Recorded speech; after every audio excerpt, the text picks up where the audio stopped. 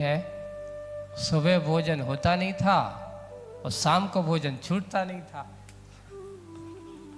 सुबह भोजन होता नहीं था और शाम का भोजन, और आचार्य जी बार बार कहते एक बार भोजन करो,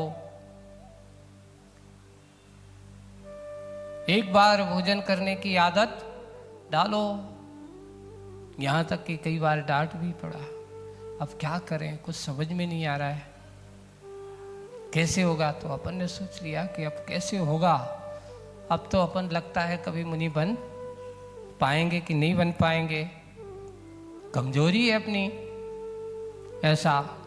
अब आचार्य जी जब भी होते थे यही सोचते, बार बार क्लास चलती या कोई भी होता तो एक इनडायरेक्ट रूप में कटाक्ष या कुछ भी होता है, देखो ऐसे होगा।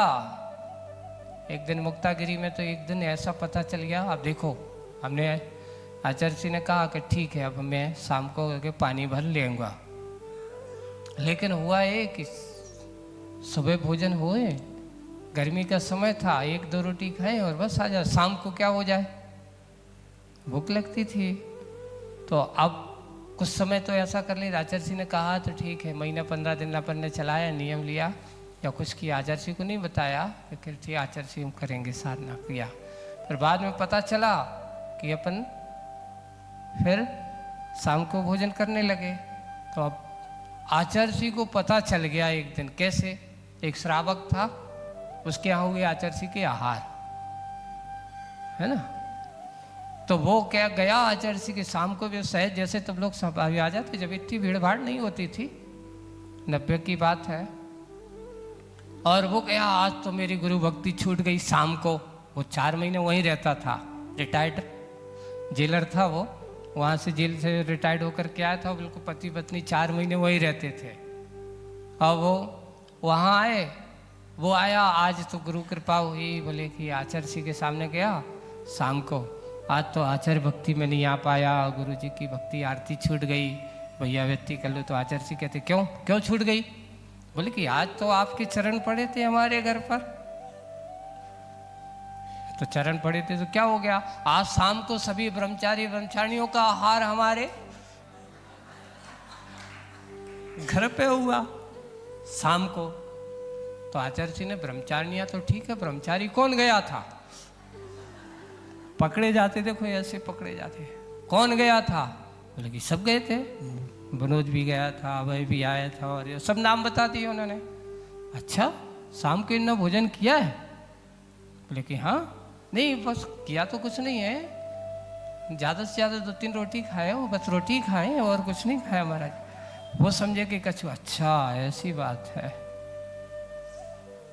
उनको पता चल गया।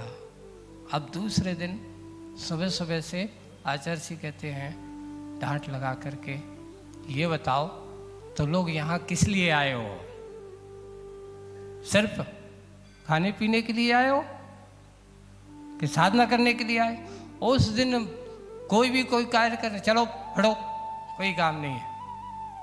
अब बड़ी समस्या, आज भैया व्यक्ति भी नहीं कराएंगे, ये नहीं करना है, कमंडल हाथ में लिया, चल रखो। डांट भी कभी कभार ऐसी होती है, हाथ धुलाने के लिए कमंडल हाथ में लिया, नीचे रखो। यानी आज क्या हो गया, तुम लोगों का कुछ नहीं, जो कहते हैं वो करते नहीं हो, क्या हो गया। बोले कि तुमसे कितनी बार कहा कि एक बार भोजन करना है। आचार्य जी अब वो चुपचाप रह जाओ, आपको पैसे नहीं, लेकिन आपको किसने बताया कि दूसरी बार भोजन करते हैं। बोले कि क्या ये चीज छुप सकती है, समाज में रहते हो, समाज में कोई भी चीज छुपने वाली नहीं है। और उन्होंने पूरी बात बताई। फिर मैंने कहा अच्छा ये बात है। टोपरी जी को बुलाया, मैंने कहा क्यों भाई टोपरी। बोले कि भैया जी मेरे तो क्या, गुरु जी की बात भैया व्यक्ति करो, सहज बात हुई बता दिया। तो ऐसा ही होता है।